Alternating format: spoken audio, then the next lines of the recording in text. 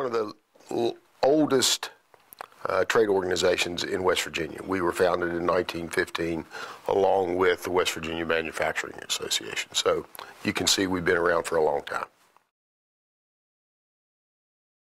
Well, we became involved with this group simply because we believe that we need to modernize and keep up to date our entire infrastructure system in West Virginia, not just electricity, but also natural gas and roads and infrastructure in general. It's good for West Virginia, it's good for the people who live here, and it's good for the development of our natural resources. It's extremely important for West Virginians to be consolidated in the development of natural resources. It's not about coal, it's not about natural gas, it's not about wind, it's not about hydro, it's about all of these different resources that we have available in this state. Working together, we can be the energy hub of the East Coast. I think we need to sit down, work out all the necessary energy needs that we have. We need to look at what is the most competitive way of generating these the various power that we need. Well, I think if we're going to add value to the natural resources we have, and value added is prime for the development of jobs and the better life for West Virginians. So if we can do some things to add value to the coal and natural gas that's available in these hills, then we add another dimension for job creation and job sustaining industry.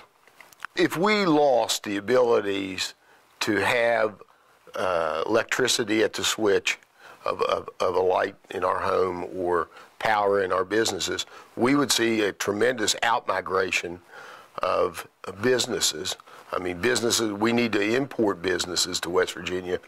It is obvious when you look at the traditional businesses that have grown this state and in the areas in which they've grown. They've grown along the Ohio River, they've grown along the Kanawha River, they've grown in places where it's easy to get the raw materials, and also there's been available infrastructure to be able to have the sustainable development.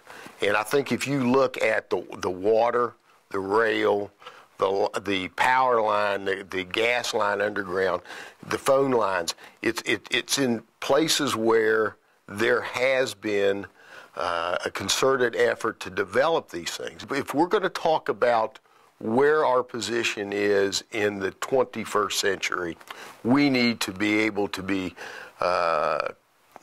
cognizant of some of the inconvenience that we're going to have to be subjected to in the short term for the long-term gain.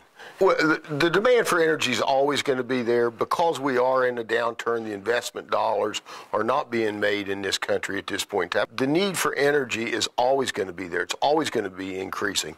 You know, we run laptops and cell phones and all these things that we plug into an electric outlet somewhere, or we want our furnaces to run on natural gas because it's cheaper and cleaner and those kinds of things. So, you know, I think the future is extremely bright for this state and its natural resources industries. You know, we are vulnerable. We do not have available alternate sources to move energy around, and I think that's important to develop. Will you use them to their maximum every single day? I don't know. I don't know whether you will today, but certainly if we're going to grow this country and get back the jobs and things we hold so dear, we need to make sure we have the energy infrastructure to keep these things in place.